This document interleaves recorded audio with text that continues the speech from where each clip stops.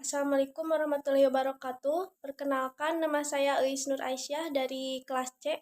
Di sini saya akan memberikan tanggapan tentang modul yang diberikan dari mata kuliah agama yang diampu oleh Bapak Imam Sandisi dengan judul Kontribusi Islam dalam Pengembangan Peradaban Dunia. Sejarah telah membuktikan bahwa kemajuan ilmu pengetahuan di dunia modern menjadi fakta sejarah yang tak terbantahkan. Bahkan bermula dari dunia Islamiyah, ilmu pengetahuan mengalami transmisi, dimensi, dan proliferasi ke dunia barat yang sebelumnya diliputi oleh masa gelap. Melalui dunia Islamiyah, mereka mendapat akses untuk mendalami dan mengembangkan ilmu pengetahuan modern. Islam juga hadir di tengah kerasnya peradaban jahiliyah. Akan tetapi, untuk selanjutnya, Islam mampu bermetamorfosa menyebar hampir ke seluruh penjuru dunia. Dalam perkembangan peradaban dunia, memang Islam tidak bisa dilepaskan dari perkembangannya sejak dari zaman Rasulullah SAW sampai sekarang pun. Islam banyak memberikan kontribusi kepada dunia. Dari zaman Rasulullah SAW, Islam merubah peradaban yang ada di Jazirah Arab dan sampai sekarang kita masih dapat merasakan nikmat dari perubahan peradaban yang dibawa Islam. Secara historis, Islam telah memainkan peran yang signifikan dalam perkembangan beberapa aspek pada peradaban dunia. Islam dalam ekspansinya tidak hanya mengambil keuntungan materi dari daerah yang dikuasai, melainkan ikut membangun dan memajukan peradaban yang ada dan tetap toleran terhadap budaya lokal yang ada. Berbagai bukti kemajuan peradaban Islam kala itu dan dapat dilihat dari beberapa indikator antara lain. 1. Keberadaan perpustakaan Islam dan lembaga-lembaga keilmuan seperti Baitul Hikmah, Masjid Al-Azhar, Masjid Qarawiyyin, dan sebagainya, yang merupakan pusat para intelektual muslim berkumpul untuk melakukan proses pengkajian dan pengembangan Islam dan sains. Yang kedua yaitu peninggalan karya intelektual muslim seperti Ibnu Sina, Ibnu Haytham, Imam Syafi'i, Ar-Razi, Al-Kindi, Ibnu Rashid, Ibnu Khaldun, dan lain sebagainya. Kemudian yang ketiga, penemuan-penemuan intelektual yang dapat mengubah budaya dan tradisi umat manusia, seperti penemuan kertas, karpet, kalender Islam, dan penyebutan hari-hari, seni arsitektur, dan tata perkotaan. Kemudian yang keempat adalah pengaruh keutamaan nilai-nilai kebudayaan asasi sebagai manifestasi dari konsep Islam, iman, ihsan, dan takwa. Islam mendorong budaya yang dibangun atas dasar ketenangan dan kondusivitas. Salam kedamaian, salamah keselamatan, sedangkan iman melahirkan budaya yang dilandasi aman dan amanah. Akhirnya ihsan mendorong budaya keindahan dan kebaikan. Menurut Harun Nasution, Islam terbagi menjadi 3 periode, yaitu periode klasik, periode pertengahan, dan periode modern.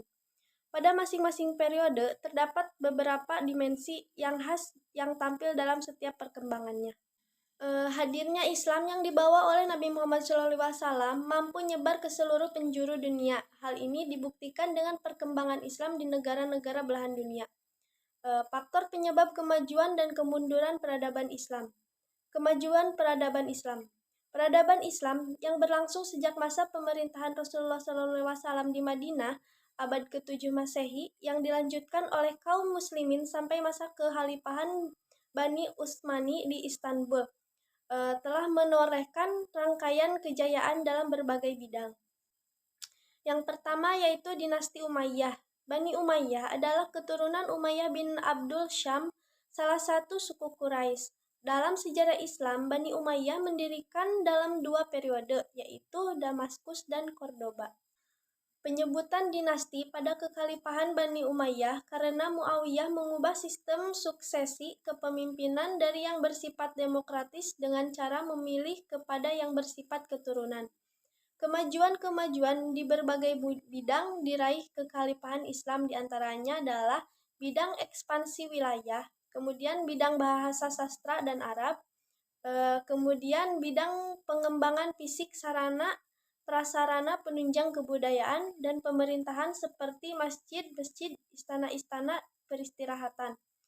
Di masa ini, gerakan-gerakan ilmiah telah berkembang pula, seperti dalam bidang keagamaan, sejarah, dan filsafat. Kemudian penyebab runtuhnya dinasti Bani Umayyah, yaitu pertama, mendapatkan perlawanan dari kaum Khawarij. Kemudian yang kedua, mendapatkan pertentangan pula dari Tolhah dan Zubair dari Mekah. Kemudian yang ketiga, pertentangan dari golongan Syiah. Kemudian yang keempat, pertentangan tradisional antara suku Arab Utara dan suku Arab Selatan. Kemudian yang kelima, persaingan antara kalangan anggota dinasti Bani Umayyah. Kemudian yang keenam, kehidupan mewah pihak istana sehingga membuat anak-anak khalifah kurang sanggup memikul beban berat. Kemudian selanjutnya munculnya Khalifah Bani Hashim bekerja sama dengan kaum Syiah untuk melakukan serangan pada Bani Umayyah.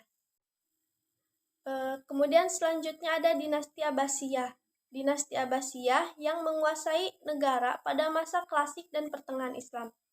Pada masa pemerintahan Abbasiyah tercapai zaman keemasan Islam. Negara ini disebut Abbasiyah karena pendirinya adalah keturunan Al-Abbas, yaitu paman Nabi Muhammad SAW, yakni Abu Abbas As-Sapah.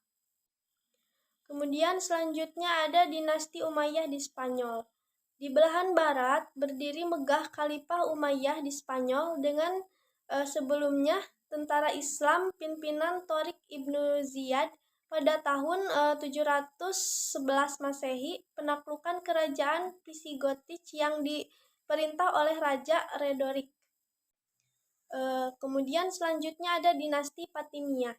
Syahruddin el-Fikriasa, kejayaan Islam, ditandai dengan penyebaran agama Islam hingga ke benua Eropa. Pada masa itulah berdiri sejumlah pemerintah atau kekhalifahan Islamiyah, seperti dinasti Umayyah, Abbasiyah, Fatimiyah, Turki Utsmani, dan Ayyubiyah. Selain penyebaran agama, kemajuan Islam juga ditandai dengan kegemilangan peradaban Islam.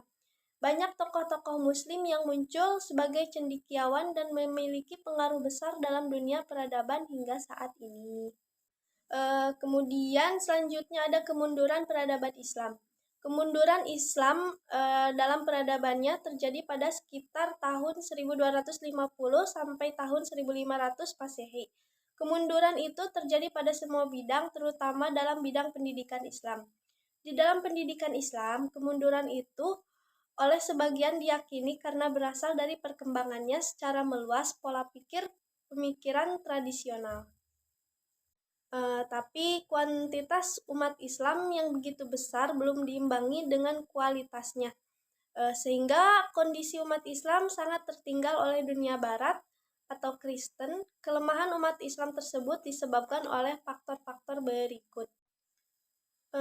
Umat Islam kurang menjalankan akidah Islam yang luas, umat Islam kurang melaksanakan hukum Allah, umat Islam kurang menerapkan amal ma'ruf nahi mungkar, umat Islam kurang menjalankan jihad, umat Islam telah terjebak dalam perbedaan-perbedaan internal ketamak duniawian. Kemudian Islam juga terlalu santai dan kurang memperhatikan kepentingan umat. Umat Islam juga terpengaruh arus pemikiran barat yang merusak. Terus kemudian umat Islam mengalami perpecahan dan pertikaian. Upaya keras non-Islam dalam mengalahkan umat Islam. Kemudian selanjutnya ada krisis dalam bidang sosial politik. Awalnya adalah rapuhnya penghayatan ajaran Islam, terutama yang terjadi di kalangan para penguasa. Akibat yang lebih jauh lagi adalah munculnya nafsu untuk berebut kekuasaan tanpa disertai etika sama sekali, kepada bawahan diperas dan diinjak. Sementara terhadap atasan berperilaku menjilat dan memuji berlebihan menjadi hiasan mereka. Kemudian ada krisis di bidang keagamaan. Setelah itu ada juga krisis di bidang pendidikan dan ilmu pengetahuan.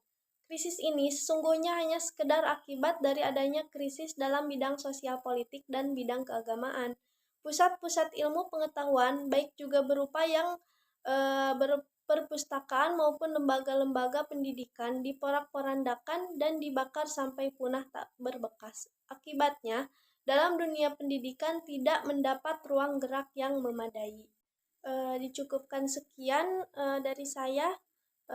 Mohon maaf bila banyak kesalahan. Wassalamualaikum warahmatullahi wabarakatuh.